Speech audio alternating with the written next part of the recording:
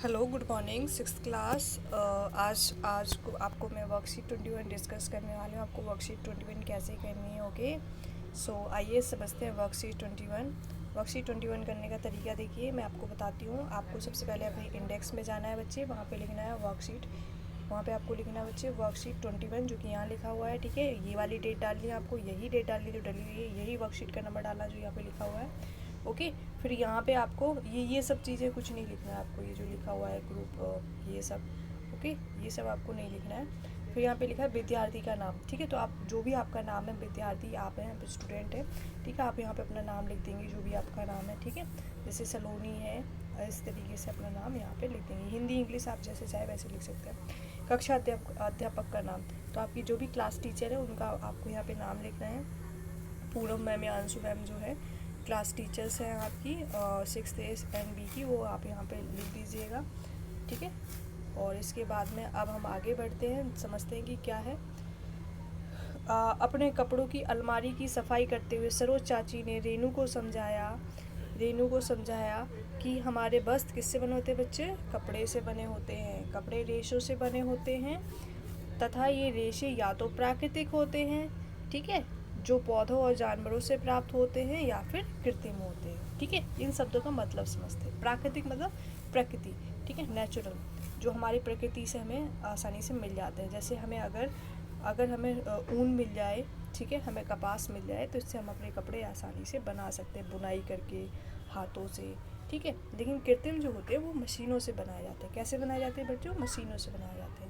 ठीक है, और कहाँ पे बनाए जाते हैं, कारखानों में बनाए जाते हैं रसायनों के माध्यम से। ओके बच्चों, अब इसके बाद यहाँ पे लिखा है कि जादुई बॉक्स। जादुई बॉक्स किसका नाम है बच्चे, इस बॉक्स का नाम जादुई बॉक्स है। ठीक है, इसमें से निकले सही रेशे को चुनिए और नीचे दिए संकेतों में भरिए।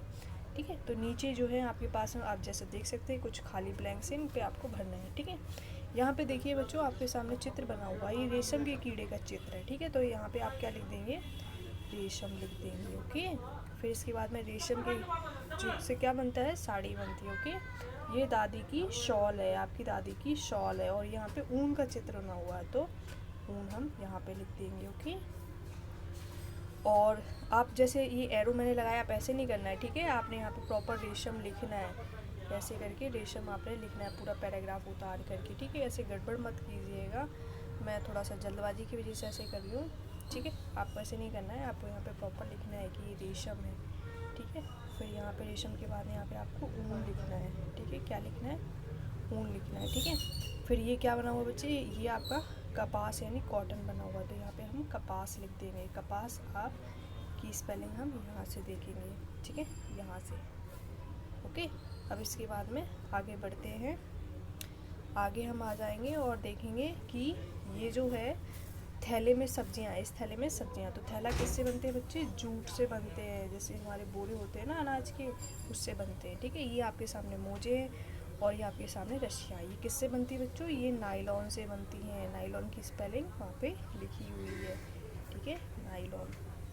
ओके, और फिर आपकी जो कुर्सी, जैसे कि आप देख सकते हैं, ये बोतलें देख सकते हैं किससे बनाई गई हैं, ये प्लास्टिक से बनाई गई हैं। प्लास्टिक की स्पेलिंग भी आपको वहाँ पे मिल जाएगी, फिर भी मैंने यहाँ पे लिख दिया। ओके, अब हम यहाँ पे आएंगे। अब हमें यहाँ पे क्या करना है बच्चों, हमें प्रश्न पढ़ना है, पहचानो मैं कौन हूँ। ठीक है, पहला प्रश्न है, ऊन मेरे बालों से प्राप्त किया जाता है। कहाँ से प्राप्त किया जाता है बच्चों, बालों से प्राप्त किया जाता है। किस जानवर के बालों से ऊन प्राप्त करते हैं हम, भेड़ के जानवरों से, जो भेड़ जानवर होता है ना, उससे हम ऊन प्राप्त करते हैं। ठीक है, अब नेक्स्ट क्वेश्चन है, चिकना नरम और चमकदार हूँ। कौन होता है, रेशम होता है, चिकना नरम और चमकदार। फिर है, मैं कारखानों से रसायनों के द्वारा निर्मित किया जाता हूँ, मैं पर्यावरण के लिए हानिकारक हूँ लेकिन मनुष्य के लिए उपयोगी हूँ। तो या तो आप यहाँ पे नाइलॉन लिख दीजिए, या फिर आप यहाँ पे प्लास्टिक लिख दीजिए। ठीक है बच्चों, ओके। ऊन और कपास के रेशों से बनी कोई 5 उपयोगी वस्तुओं की एक सूची बनाइए। ठीक है, तो देखिए ऊन और कपास से क्या क्या बनता है हमें बताना है। ठीक है, तो जैसा कि आपने अभी ये टेबल भी भरी हुई है। ठीक है, सबसे पहले ऊन की बात करते हैं बच्चे। ऊन से क्या बनता है, हमारा स्वेटर बनता है, हमारे शॉल बनते हैं, हमारे मोजे बनते हैं। ठीक है, शॉल बनते हैं, मोजे बनते हैं, और ऊन से हम क्या बनाते हैं, ऊन से हम दरी भी बना लेते हैं।